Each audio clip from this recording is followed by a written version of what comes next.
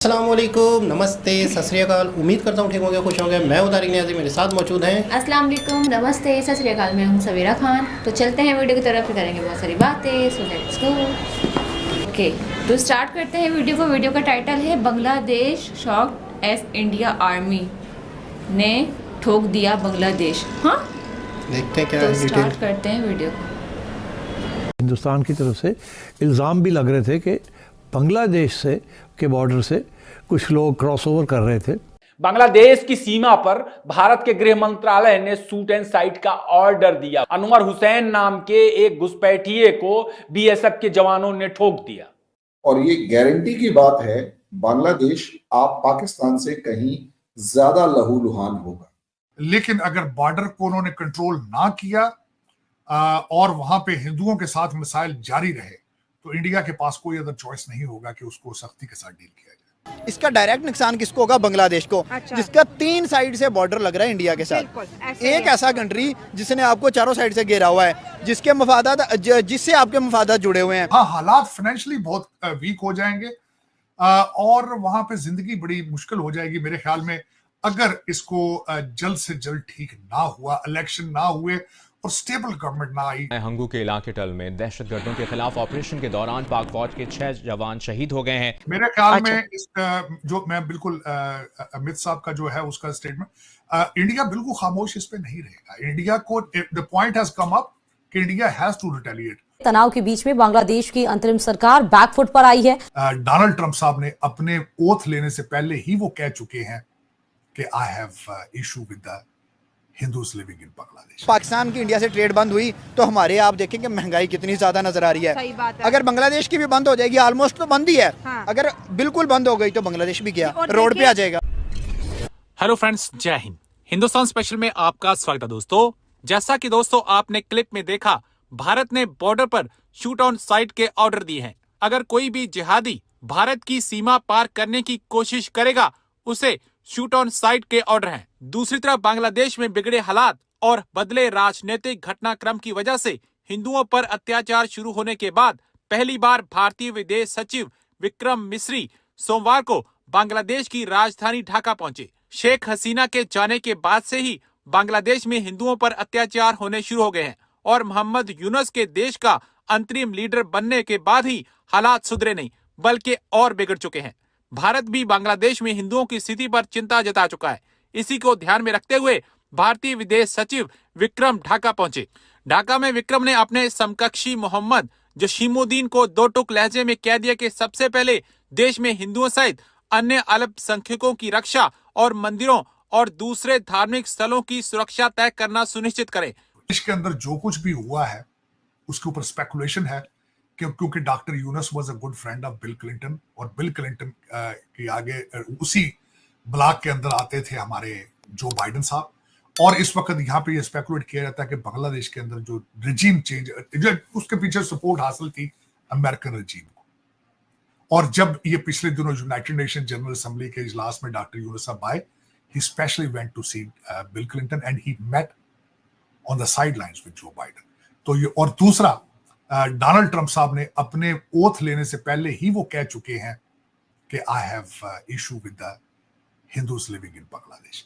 तीसरी बात ये मैं आपके देखने वालों को बताना चाहूंगा कि जब बांग्लादेश का डेलीगेशन जब गया था व्हाइट हाउस के अंदर, और मैं कि डोनाल्ड ट्रंप साहब, इन्होंने जो है अपना डॉक्टर यूनुस साहब की जो ऑर्गेनाइजेशन है उसने भी, और इन्होंने पर्सनल लेवल पर भी हिलरी क्लिंटन को पैसे दिए उनकी कैंपेन में अगेंस्ट डोनाल्ड ट्रंप। और उनको याद था जब पिछली दफा बंगाली डेलीगेशन व्हाइट हाउस गया तो उन्होंने कहा था कि वो where is your finance guy who has been supporting Hillary Clinton. तो ये बात मैं एग्री करूंगा कि जब आएंगे डोनाल्ड ट्रंप साहब तो वो बांग्लादेश की सूरत हाल के ऊपर तवज्जो देंगे। पूछा है कि क्या बांग्लादेश जो है वो तकसीम होने जा रहा है? चलें इसका एक जवाब दे दें। देखिए बांग्लादेश स्प्लिट किस तरह होगा? एक तो मेजॉरिटी जो है वो सारे के सारे मुस्लिम हैं, माइनॉरिटीज बहुत कम है। हाँ, हालात फाइनेंशियली बहुत वीक हो जाएंगे और वहां पे जिंदगी बड़ी मुश्किल हो जाएगी मेरे ख्याल में, अगर इसको जल्द से जल्द ठीक ना हुआ, इलेक्शन ना हुए और स्टेबल गवर्नमेंट ना आई, जब तक कोई मैच्योर गवर्नमेंट नहीं, इस वक्त जो बैठे हैं लोग उनके पास तो मैंडेट ही कोई नहीं है, वो तो सिलेक्टेड है। और आपको ये भी पता होना चाहिए कि स्टूडेंट्स के कई ग्रुप मुसलसल एक दूसरे से लड़ते हैं वहां पे। उनके पास अगर देखा जाए तो आज भी उसके हालात कोई ठीक नहीं है। इट्स नॉट अगर देखा जाए कि वहां पे कोई दुनिया उनको एक्सेप्ट कर रही है या ऐसे हालात नहीं है। स्प्लिट तो नहीं होगा, लेकिन गुर्बत के हालात इकोनॉमिकली और मजीद वीक हो जाएगा अगर उन्होंने इसको स्टेबल ना किया तो मेरे ख्याल में। और दूसरा स्प्लिट सर, एक सवाल। जी जी सर, प्लीज आप कंप्लीट कर लीजिए। जी साजिद साहब, मेरे ख्याल में इस जो मैं बिल्कुल अमित साहब का जो है उसका स्टेटमेंट, इंडिया बिल्कुल खामोश इस पे नहीं रहेगा। इंडिया को the point has come up कि इंडिया हैज टू रिटेलिएट। जो अभी तो विक्रम मिस्री साहब गए हैं हालात को स्टडी करने के लिए, देखने के लिए कि क्या होगा, लेकिन अगर बॉर्डर को उन्होंने कंट्रोल ना किया और वहां पे हिंदुओं के साथ मिसाइल जारी रहे तो इंडिया के पास कोई अदर चॉइस नहीं होगा कि उसको सख्ती के साथ डील किया जाए। और रिलीजन आपका पर्सनल मैटर होता था, हम इकट्ठे रहते थे, किसी को कोई इशू नहीं था एक दूसरे के साथ। और तीसरा एक बात, मैं खासकर इस कॉन्टिनेंट, सब कॉन्टिनेंट के लोग, हम सब हिंदुओं की औलाद है।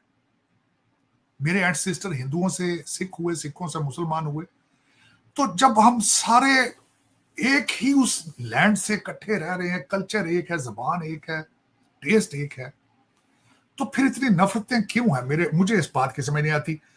मुझे अक्सर ये जो मेरे भारतीय दोस्त कहते हैं आप खान साहब हैं, मैं कहता हूँ यार मैं खान कहाँ से हूँ, मैं तो जट बरादरी के मेरी ट्रूली। अच्छा, वो समझते हैं कि हर पाकिस्तानी या हर मुसलमान है वो खान है और मुगलों का रिश्तेदार है।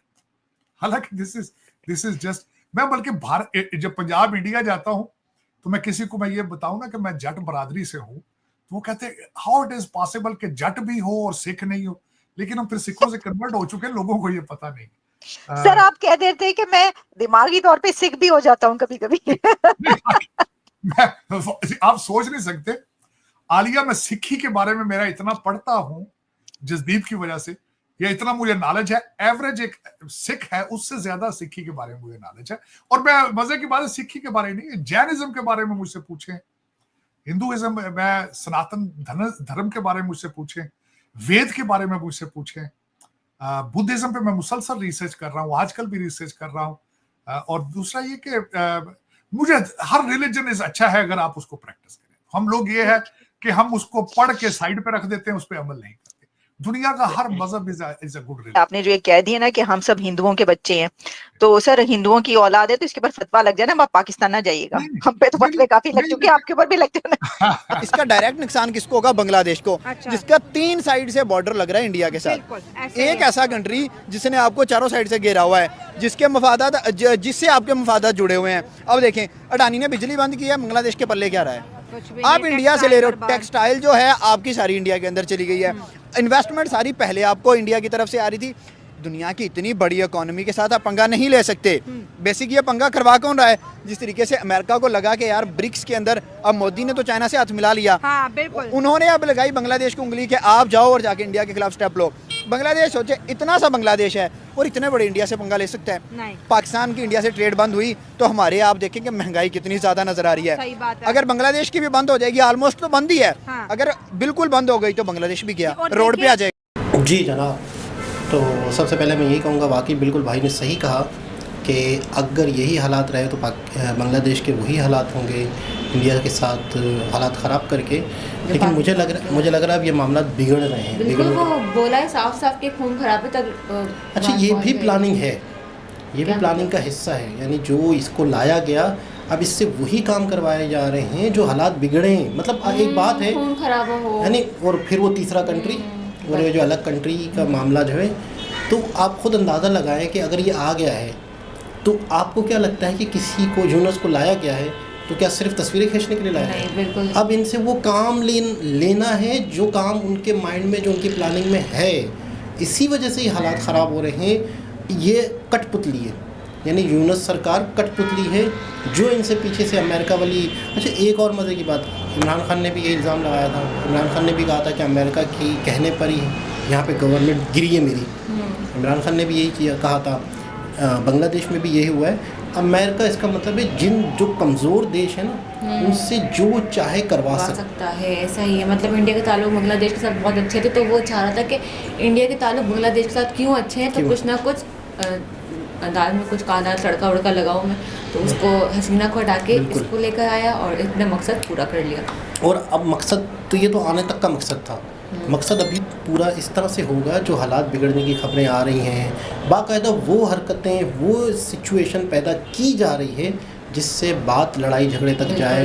हिंदू बांग्लादेश में जो हैं, मुस्लिम जो बांग्लादेश में हैं, उनके दरमियान में सदियों रहने वाली कौमों के दरमियान में फसाद करवा रहा है। ऐसा ही है। यानी क्या ज़रूरत है, जो बांग्लादेश में पहले भी हिंदू थे अभी भी हिंदू है, तो उनके साथ इस तरह से क्यों हो रहा है? जब शेख हसीना के दौर में सही तरीके से ज़िंदगी गुजर रही थी, तो अब क्या ज़िंदगी तंग हो रही है, क्यों हो रही है? तो ये सारी प्लानिंग का हिस्सा है। और अब जब बहुत ज़्यादा पानी से सर से गुजरेगा तो 100% इंडिया एक्शन लेगा। और जैसे शूट एंड ऑर्डर का ऑर्डर दे दिया गया, ऑर्डर तो हो गया है, अब देखते हैं आगे फ्यूचर में क्या होता है क्या नहीं होता बस। लेकिन वाकई बांग्लादेश बहुत गुर्बत की तरफ, बहुत परेशानी की तरफ। जैसे उनसे सवाल किया गया तरार साहब से कि क्या कहते हैं आप कि बांग्लादेश टूटेगा, वो कह रहे टूटे या ना टूटे हालात बहुत नीचे जाएंगे, आम आदमी की ज़िंदगी बहुत तकलीफ में चली। मतलब खाने पीने की जो अशिया आती हैं इंडिया से वो तक बंद हो गई है, पाकिस्तान और यहाँ वहाँ से क्या खरीदेगा, उनके पास तो खुद लाने पड़े हैं। बिल्कुल ऐसा ही है। तो खैर देखते हैं आगे फ्यूचर में क्या होता है। दोबारा किसी और से मुलाकात होती है, जब तक के लिए ख्याल रखें।